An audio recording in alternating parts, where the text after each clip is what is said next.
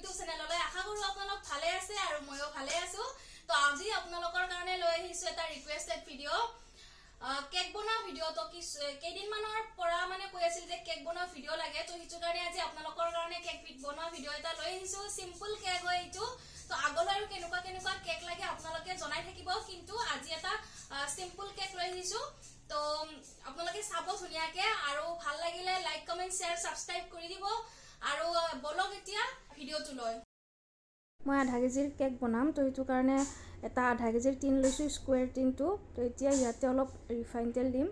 আৰু ৰিফাইন তেলটো ধুনীয়াকৈ মিলাই দিম চাৰিওফালে যাতে কেকটো ধুনীয়াকৈ ওলাব পাৰি কাৰণ ইয়াতে লাগি নাযাব তেতিয়া তেলটো লগালে তো এতিয়া বাটাৰ পেপাৰটো দিম বাটাৰ পেপাৰটো ওপৰতো এনেকৈ ৰিফাইন তেলটো লগাই দিছোঁ তো তাৰপিছত এতিয়া প্ৰিমিক্স ল'ম মই ময়দাৰে নবনাওঁ তো ইয়াতে প্ৰিমিক্স ল'ম আৰু এইটো বাচনটো উঠাই দিয়াৰ পিছত এইটো জিৰ'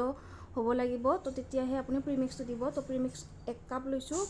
আৰু 1 কাপ লৈছোঁ তো 2 কাপ প্ৰিমিক্স লৈছোঁ আধা কেজিৰ কাপটোৰে তো 210 গ্ৰাম হৈছে কিন্তু 200 হ'লে হয় 10 গ্ৰামটো অলপ বেছি হৈছে কোনো কথা নাই তো এতিয়া ইয়াতে ভেনিলা ফ্লেভাৰ যিটো ফ্লেভাৰ হয় সেইটো ভেনিলা ফ্লেভাৰ দিছোঁ আৰু ইয়াতে অলপ ৰিফাইন তেল দি দিম তো এইখিনিয়ে হয় প্ৰিমিক্স ব্যৱহাৰ কৰিলে তাৰপিছত পানী লাগিব আধা কাপ যিটো মানে কাপটো লৈছিলোঁ আধা কেজি কাপটো সেই কাপটোৰে এতিয়া এইখিনি মিলাই দিম পানী লৈছোঁ তো এতিয়া যিটো মানে পানীটো মিলাম তো এটা সাইডেৰে মিলাব লাগিব তাতে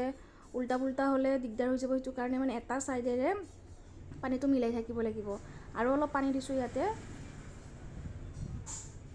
তো এতিয়া হৈ গ'ল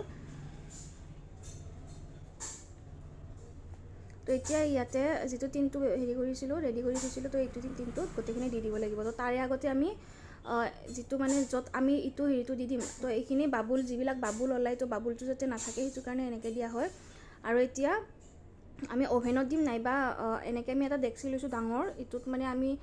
বনাওঁ আৰু ইয়াতে বালি দিছোঁ তো ইয়াতে নিমখো দিব পাৰি কিন্তু নিমখটো দিলে বাচনটো বেয়া হৈ যায় সেইটো কাৰণে আমি বালি দি দিছোঁ আৰু এইটো আগতীয়াকৈ 5 মিনিট আগতে গৰম কৰি ৰাখিব লাগে তেতিয়া দি দিছোঁ এইটো 40 to 45 মিনিটছ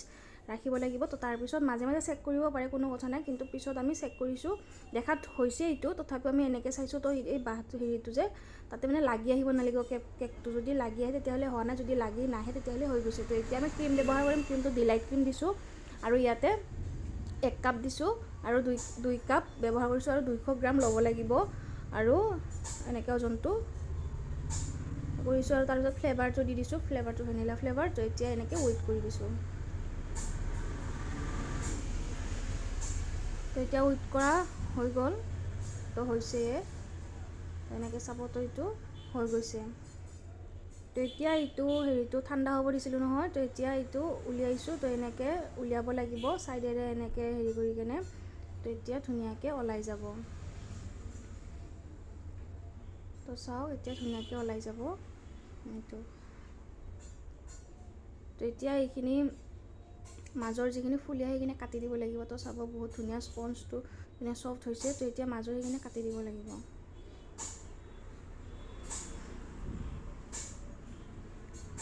আৰু এইটোক 3 ভাগ কৰিব লাগিব এতিয়া 3টা ভাগ বনাই ল'ব লাগিব তো লাহে লাহে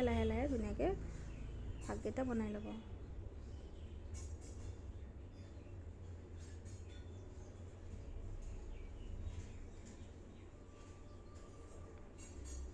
কেক বনালে সদায় লাহে লাহে হাতখন ব্যৱহাৰ কৰিব লাগে খচমচ কৰিলে গোটেইখিনি বেয়া হৈ যায় সেইটো কাৰণে লাহে লাহে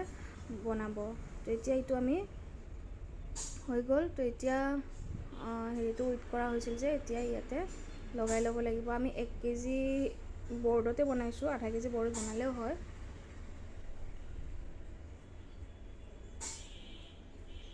তো এনেকৈ লগাই থাকিলে হ'ল আৰু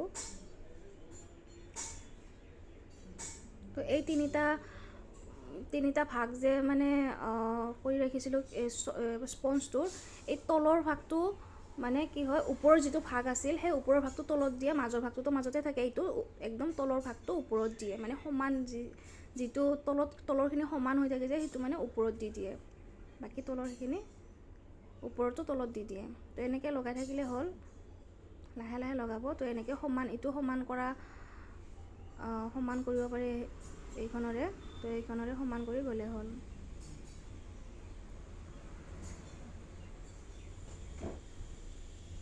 এতিয়া হৈ গ'ল আৰু এতিয়া কালাৰ দিম আমি হেৰিটোত মাজত মানে কালাৰ ব্যৱহাৰ কৰা নাই এতিয়া বাউণ্ডাৰী যিটো বনাম সেইটো বাউণ্ডাৰীটোত কালাৰ দি দিম আৰু কালাৰটো পিংক কালাৰ লোৱা হৈছে ইয়াতে আৰু এইটো নজলটো যেনেকুৱা আকাৰৰ মানে হেৰিটো দিব চাইডৰখিনি দিব তো সেনেকুৱা নজলটো লাগিব সেই নজল লাগিব এতিয়া নজল বহুত ধৰণৰ আছে যেনেকুৱা লাগে সেনেকুৱা আপুনি দিব পাৰে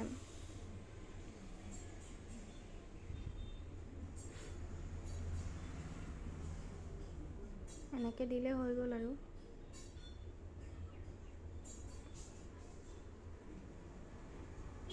সেম নজলৰে তলৰ বাউণ্ডাৰীটো দিম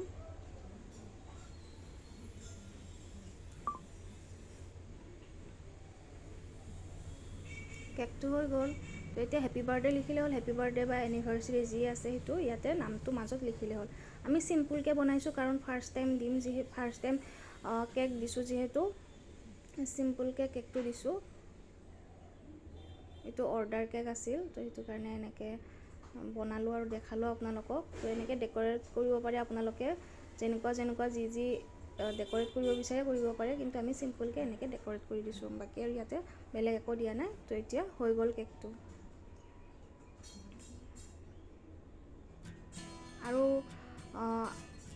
আৰু যদি আপোনালোকক বেলেগ ধৰণৰ কেক লাগে তেতিয়াহ'লে আপোনালোকে কমেণ্টত জনাব কেনেকুৱা কি লাগে কেনেকুৱা কেক লাগে তো আজিলৈ এইটো কেকে